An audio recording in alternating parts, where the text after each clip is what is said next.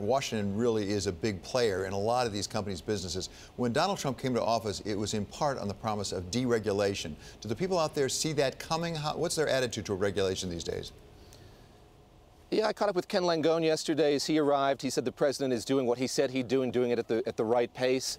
I spoke with Michael Eisner, formerly of Disney. He said that lighter regulation is a good and a bad thing. And I talked to David Zaslav, the head of Discovery Communications. He says that he sees the regulatory landscape, the burden of regulation becoming lighter. Here's what he had to say about that.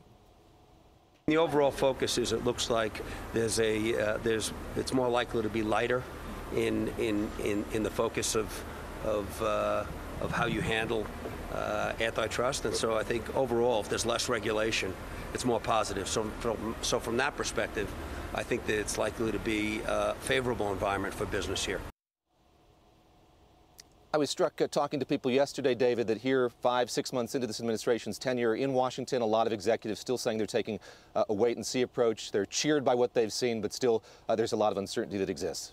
So finally, David, one of the things that everybody's waiting for coming out of the Allen & Company conference is what big deals we announce. I have to say, a few years back, my company, Cap Cities, got bought by Michael Eisner and Disney at Allen & Company, essentially. So are there any deals kicking around out there? Yeah, there's a lot of talk about content and who's going to be controlling content. David Zaslav, among others, talking about what the cable company, the telecom companies of the future are going to look like. I was struck by what he had to say about the long-term approach he's taken to content. Let's hear what he had to say about that.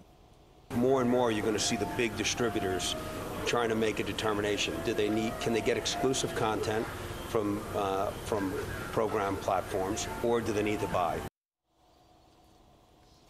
CBS still very much front and center here at this conference. Les Moonves arrived yesterday. We asked him if there was any interest in CBS buying Lionsgate, the film studio. He said unequivocally no. So we'll continue to watch here what looks like it may be shaping up here at Sun Valley. David?